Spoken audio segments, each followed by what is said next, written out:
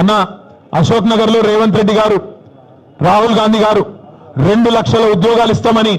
మన యువతకు ప్రామిస్ చేసినారు మొదటి సంవత్సరంలోనే ఈ రోజు వరకు 6,500 ఉద్యోగాలు కూడా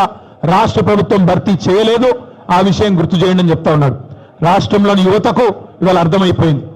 2 ఉద్యోగాలు సంపాదించుకున్నారు ఒకడు రాహుల్ గాంధీ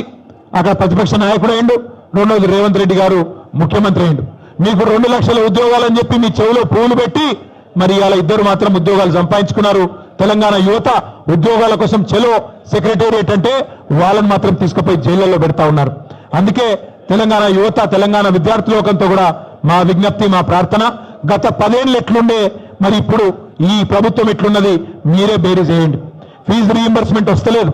ఒక్క మెడికల్ కాలేజ్ కూడా కేసీఆర్ గారు ప్రారంభించిన కాలేజీల్లో కూడా ఇలా సవ్యమైన పర్యవేక్షణ లేక సవ్యమైన పరిస్థితులు లేక వాటిని కూడా మూతపడేసే పరిస్థితి వచ్చింది గురుకులాలు నడుస్తలేవు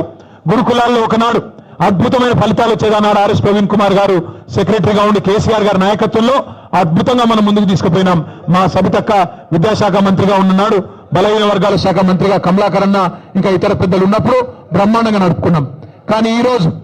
అడ్మిషన్లు తగ్గిపోయినాయి అదేవిధంగా అక్కడి నుంచి ఫలితాలు తగ్గిపోయినాయి చివరికి పిల్లలకు నాణ్యమైన భోజనం పెట్టలేక కల్తీ భోజనం పెడితే ఇప్పటికి 90 మంది పిల్లలు చనిపోయిన పరిస్థితి గురుకులాల్లో ఉన్న మాట గమనించాలని చెప్పి నేను కోరుతా ఉన్నా